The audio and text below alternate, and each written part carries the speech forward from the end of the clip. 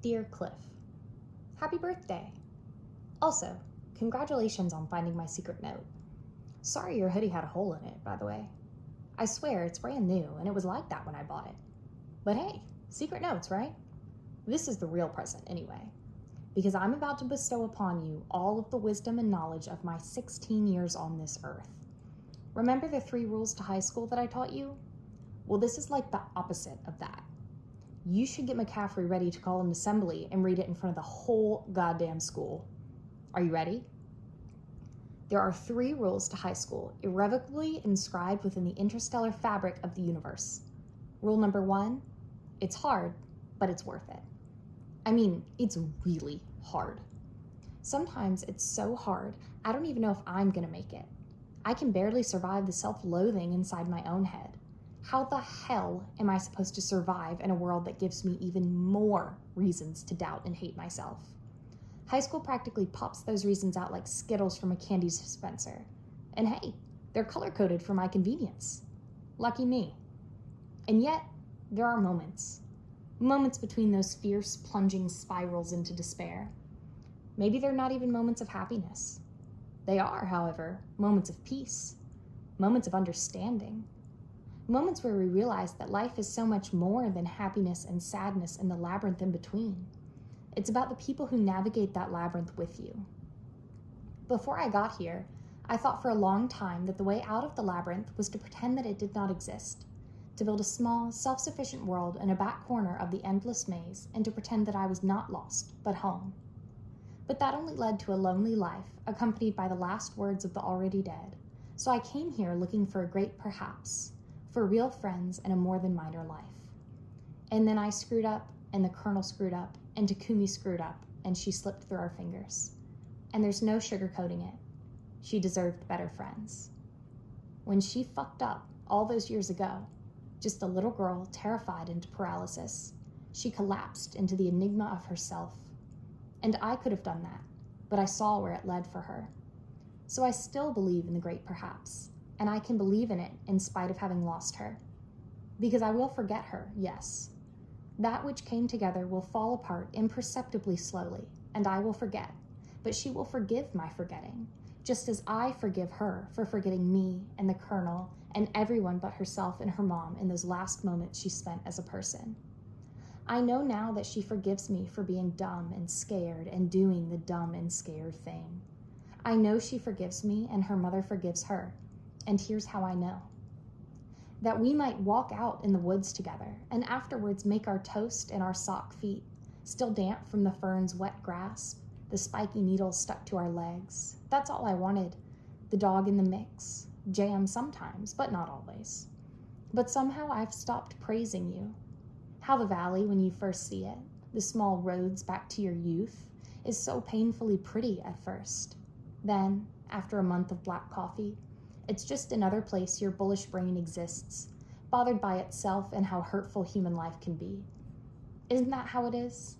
You wake up some days full of crow and shine, and then someone has put engine coolant in the medicine on another continent, and not even crying helps cure the idea of purposeful poison. What kind of woman am I? What kind of man? Which leads me to the second rule of high school. People are good. I know what you're thinking. People aren't good. People are actually kind of evil sometimes. They're narcissistic, hate-filled creatures whose only concern is themselves and their own shallow agendas. They'd sooner make a staircase of the corpses of their peers to get what they want than stop and give someone a helping hand just because they can. At least that's how I feel sometimes. But then I stop. I look around and I see all these people. Each and every one of them is experiencing this lucid and enigmatic thing we call life, but through their own eyes. To them, this is their story, complete with its own plot twists and heartbreaks, hopes and devastations. Maybe life is shitting on their heads too. Maybe they hate themselves, and that, in and of itself, is a battle they're scraping to survive. Maybe I'm just a secondary character, maybe even an extra, from that one scene where they needed help from someone, anyone. But I didn't help them because I didn't know them, or maybe I didn't even care. Maybe that moment would have made all the difference. I'm thinking of the way my stepdad got sober. how he never told us, just stopped drinking and sat for a long time in the low folding chair on the Bermuda grass, reading and sometimes soaking up the sun like he was the story's only subject. When he drove me to school, we decided it would be a good day if we saw the blue heron in the algae-covered pond next to the road, so that if we didn't see it, I'd be upset. Then he began to lie, to tell me that he'd seen it when he hadn't, or to suppose that it had just taken off when we rounded the corner in the gray car that somehow still ran, and I would lie too, for him. I'd say I saw it, heard the whoosh of wings over us. That's the real truth. What we told each other to help us through the day. The great blue heron was there, even when the pond dried up or froze over. It was there because it had to be. I thought at first she was just dead, just darkness, just a body being eaten by bugs. I thought about her a lot like that, as something's meal. What was her, green eyes, half a smirk, the soft curves of her legs, would soon be nothing, just the bones I never saw. I thought about the slow process of becoming bone and then fossil and then coal that will in millions of years be mined by some humans of the future, and how they would heat their homes with her, and then she would be smoke billowing out of a smokestack coating the atmosphere. I still think that sometimes, that maybe the afterlife is just something we made up to ease the pain of loss, to make our time in the labyrinth bearable. Maybe she was just matter, and matter gets recycled. But ultimately, I do not believe that she was only matter. The rest of her must be recycled too.